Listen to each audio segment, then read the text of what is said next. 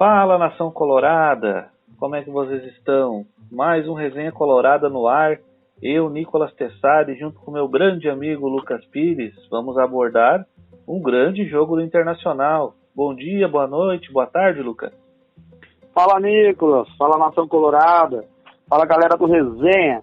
E aí, Nicolas, o que tu me diz dessa partida de hoje? Um jogo, vamos mais uma vez usar o termo, atípico para o Internacional, porque apesar de vir de um esquema que ainda está sendo testado na equipe, foi uma exibição de luxo, vamos assim dizer.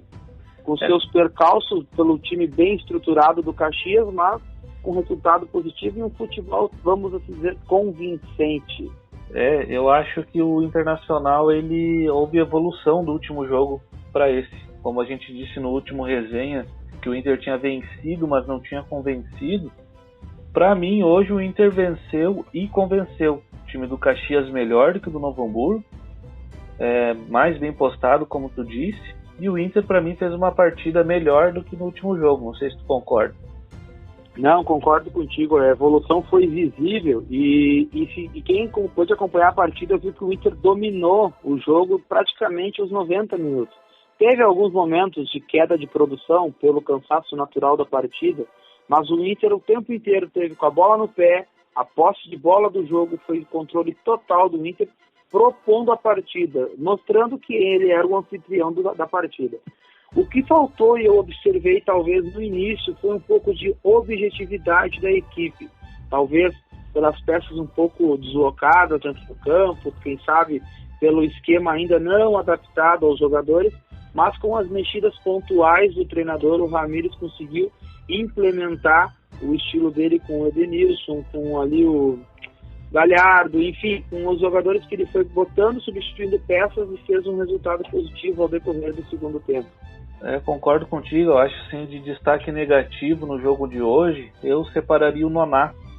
Nonato é aquele jogador que vem da base, que parece que vai ser um baita jogador, mas ele não consegue evoluir.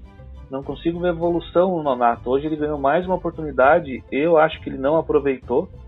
Diferente do restante do time, eu acho que o Zé Gabriel foi bem, o Lucas Ribeiro para mim foi um dos melhores em campo, né, com aquela ímpeto de ir para frente. Caio Vidal, para mim, titular nesse time. Para mim ele vai criar mais um problema aí pro Ramires. Um problema dos bons, hein? Problema dos bons. Para mim o único destaque negativo seria o Nonato mesmo. Não sei se tu viu o mesmo jogo dele do que eu. Cara, o Nonato, para mim, ele foi um jogador que passou despercebido. Ele não comprometeu, mas ao mesmo tempo também não apagou. Então ele passou despercebido. Só claro, que o lado ruim disso é que ele era o cara para fazer o Inter jogar. O Edenilson entrou no lugar dele e o jogo se transformou. A observação que eu faço em relação ao Edenilson ali é como eu te comentei nos bastidores, o cara é iluminado. E quando a fase é boa, como a gente sempre comenta, futebol é momento. Quando a fase é boa, cara, se tu chutar uma bola pro alto, a bola cai dentro do gol. O Edenilson vive essa fase, ele vive esse momento. Claro, ele tem os méritos dele pela evolução, pelo esforço em campo, mas quando a fase é boa, tem que aproveitar. E o Edenilson está fazendo exatamente isso. E dentro disso ele fez aquela pintura que foi um gol incrível e memorável, né? O Edenilson está sendo o diferencial, né? O destaque nesse time que quando o D'Alessandro saiu, eu fiquei ansioso, nervoso para saber quem supriria essa lacuna do D'Alessandro. E o Edenilson, olha, me surpreendeu, tá saindo melhor que a encomenda. Cara, é aí que vem a questão, né? A gente, vamos assim dizer, o time do Inter, a torcida do Inter ficou viúvas do D'Alessandro, né? E é uma expressão que a gente usa até que meio pejorativa, mas define bem o que foi a saída do nosso ídolo argentino, né? Mas o Edenilson está suprindo isso, cara, e eu acredito que com a chegada dos próximos reforços que estão se desenhando para vir ao nosso clube, vai complementar esse futebol de grife que o Edenilson vem jogando dia a dia, jogo após jogo. Exatamente, né? Até pode ser assunto para um próximo resenha. Atlético Mineiro de olho no Edenilson e no Paulo Guerreiro, né? Mas verdade. O Rodrigo Caetano, que estava aqui com nós ano passado, agora está no Galo, sabe os contratos que eles têm e está de olho nesses dois craques do Internacional. Eu acho que não leva. Bem sincero contigo. Cara, eu espero que não, porque o Edenilson é essencial nesse meio campo, essencial. Então eu espero que ele não saia do Internacional, pelo menos nessa temporada. Nicolas, vamos mudar um pouco a pauta. Até nós nem iríamos falar sobre isso, mas surgiu uma notícia de última hora aí do futebol brasileiro. Falando em contratos, o que tu achou dessa nova regra da CBF sobre os contratos de técnicos em que os clubes podem demitir apenas uma vez ali, e o técnico pode pedir demissão apenas uma vez também, não contando como demissão do clube? O que tu me diz a respeito disso? Eu achei um pouco polêmico, mas eu achei que vai fazer bem para o futebol brasileiro, porque os diretores dos clubes são amadores e eles administram os clubes dessa maneira. Eles não têm uma ideia, eles contratam, se deu 2 jogos certos, mantém, se perdeu 2 jogos, já tira. Isso vai obrigar eles a se profissionalizarem, na minha opinião. Na minha opinião também acho que deveria ter 2 trocas. Eu acho que uma troca só não seria apropriado. Mas, se os clubes votaram, né? O Inter até votou a favor e o Grêmio votou contra. Não, eu concordo, eu acho até interessante essa nova regra. Por o que nós comentávamos, acredito eu que, se não me falha a memória, foi em um dos resenhas anteriores, que a torcida brasileira, o futebol brasileiro, é muito imediatista. Não se vê projetos a longo prazo. Há raras exceções dentro do futebol brasileiro, com certeza. Podemos citar aí Muricy Ramalho no São Paulo, o próprio Renato Gaúcho no nosso rival, e alguns outros casos isolados. Isso a longo prazo vai se refletir eu acredito numa crescente para o futebol brasileiro. Isso também vai obrigar os treinadores a se profissionalizarem também muito mais, se especializarem, buscar recursos, reciclagem. Eu acredito que a longo prazo vai ser bom. A curto e médio prazo, talvez seja polêmico, como tu acabou de citar. Seria interessante, então, ser uma regra mais simplificada. Uma troca, no máximo 2 treinadores por temporada, no meu visto teria que ser assim. E se o treinador pede a demissão, ele pode ficar no máximo mais de uma equipe e depois ele não poderia mais treinar no campeonato. Seria interessante dessa forma. Mas, ditar as regras, e como a gente já citou em outras oportunidades, não cabe a nós criticar a entidade máxima do futebol brasileiro, porque seria a mesma coisa que nós enxugar gelo aqui. É verdade. Mas eu acho que, na minha opinião, se o futebol brasileiro quisesse subir o nível, teria que começar pela profissionalização dos árbitros. Para mim é essencial isso.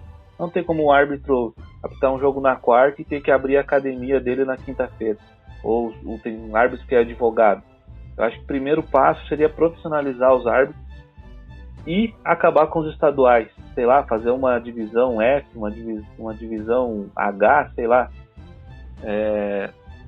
Mas isso é um tema, acho que para um próximo resenha aí. O tema é longo, ele é complexo e ele é muito polêmico, essa questão de profissionalizar a arbitragem, né? Tem uns que concordam que o VAR veio para agregar, e eu acredito que talvez a ideia inicial do VAR fosse para isso, mas acho que mais esculhamba e atrapalha do que realmente ajuda. Nós não íamos falar a respeito disso, mas é que o assunto tange, nosso tempo é curto, mas vale a pena falar. Cara, o que tu me diz a respeito do Rafinha sendo oferecido ao Inter? Aí a informação que surgiu nas últimas horas, nos últimos dias, e o Vitor Luiz, no meu ponto de vista, não agregam ao nosso clube pelos altos salários, pelo alto investimento. O que tu tem a dizer a respeito disso? Eu concordo contigo. Eu não gostaria do Rafinha no Inter, salário muito alto. Ele é um cara que tá com a vida ganha, não sei se vem para somar ou para atrapalhar. Então eu não gostaria de ver ele vestindo a camisa do Inter. O Vitor Luiz, eu acho que ganhando um salário baixo, até poderia. Mas pelo que tem de informação, o salário dele não é baixo.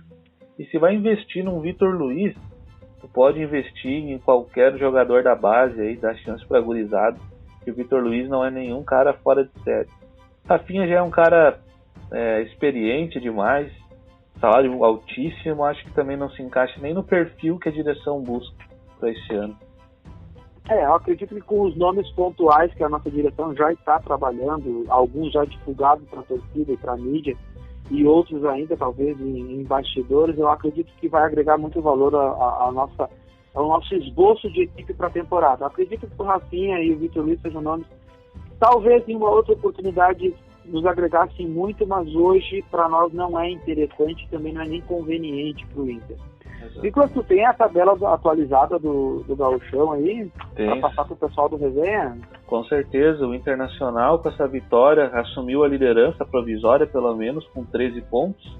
O G4 tem o Grêmio, que tem 2 jogos a menos. São Luís de Juí e o Caxias fecham o G4 com 10 pontos. O Inter é o líder com 13. Na sequência, o Brasil, que empatou hoje com o Novo Hamburgo, tem 8. Aí vem Ipiranga, Juventude, Aimoré, Pelotas e São José. Na zona de rebaixamento, o Sportivo, que tem 5 jogos e 3 pontos. E na lanterna do grupo, com 6 jogos e nenhuma vitória, 3 empates, o Novo Hamburgo, que hoje vencia o Brasil de Pelotas e tomou o empate. E continua sem vencer no Gauchão, segurando a lanterna. Olha, Lucas, não sei o que tu acha, mas o Novo Hamburgo, para mim, ano que vem vai jogar segundo ano. Cara, vou te dizer, eu já vou começar a preparar minhas passagens para ir visitar o estádio do Vale lá, cara, pro ano que vem. E, cara, a surpresa positiva para mim nesse Gauchão, e a gente vem comentando já isso em alguns episódios, cara, é o São Luís, cara. O São Luís, assim, tá fazendo um campeonato que, olha, vamos assim dizer, me caiu os butiás do bolso, como diz o gaúcho, cara. Tirei o chapéu, cara. O São Luís amanhã joga lá em Ijuí, primeiro jogo do São Luís em Ijuí, porque ele estava cumprindo uma punição lá que tinha tomado ano passado. Joga contra o Sportivo, que está na zona de rebaixamento, então se tudo seguir a tendência, o São Luís é para vencer, tem maiores dificuldades esse jogo, vai se manter no G4, e olha, o São Luís tem tudo aí para ficar entre os 4 primeiros do Gauchão. Eu também me surpreendi com a campanha do São Luís, porque ano passado fez uma campanha de rebaixamento, só não foi rebaixado pelo regulamento, né, que ele foi mudado. E olha, surpreendentemente mesmo, o São Luís junto com essa equipe do Caxias, hein? O Caxias hoje perdeu por 2-0, mas fez um enfrentamento bom contra o Inter. Eu acho que São Luís, Caxias, talvez o Ipiranga brigue por uma quarta vaga aí também. São os favoritos, junto com o Inter e Grêmio, para uma semifinal do Gauchão. Cara, o que se desenha, o campeonato que se desenha pela frente aí, tu acabou de citar as equipes, vai ser um campeonato de tirar o fôlego, cara, porque são clubes que têm peso de camisa no interior do estado e na aldeia gaúcha, né, na nossa aldeia aqui. E a questão do São Luís, cara, faz me lembrar muito aquela pessoa, aquele doente que já tá quase morrendo e toma aquele choque de leve, assim, pra dar aquela acordada e de repente o cara sai dançando um Michael Jackson, sai dançando um Creedence no meio da sala. Cara, assim, ó, tirei o chapéu do São Luís e merece os parabéns, apesar de ser o meu algoz aqui em Santa Maria. Não, mas o que me surpreende é a qualidade do futebol, Lucas. Tanto São Luís quanto Caxias, o Ipiranga, a gente já viu demonstrações que tem apresentado um bom futebol. Isso aí que é o mais interessante e mais importante, porque o interior o interior do Rio Grande do Sul é conhecido por aquele futebol feio, brigado, né? Parecido com o argentino. O futebol do balão, né?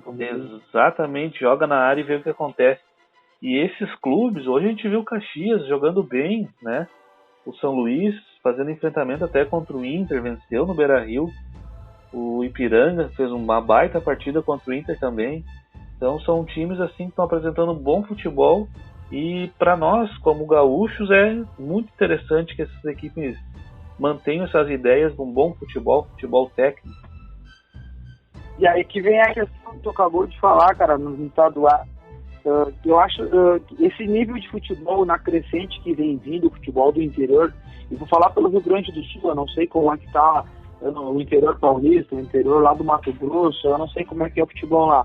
Mas aqui no Rio Grande do Sul seria muito interessante que a CBF criasse, além da Série D, uma Série E, uma Série F, e realocasse esses times do interior dos estados, aqui falando do Rio Grande do Sul, divisões menores e conseguisse talvez agregar um pouco mais de qualidade e também pretensões maiores para esses clubes, né? Porque o estadual, apesar de ser, como a gente costuma dizer, o futebol da nossa aldeia, ele é aquele futebol dançar com a irmã em festa, ele não tem graça, porque tu não tem pretensões muito grandes, porque os grandes, de fato, do nosso estado, eles acabam abafando os pequenos. Então eu acredito que seria interessante. Nicolas, o nosso horário está estourando, cara. Assim, ó, passa muito rápido. E eu queria deixar minhas considerações para a torcida colorada aí.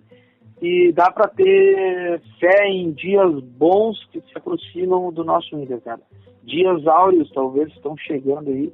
E é ter paciência com o Ramírez, porque ele, naquele jeito dele diferente para nós aqui do Brasil, acostumado com o treinador butinudo, ele está conseguindo implementar as ideias devagar.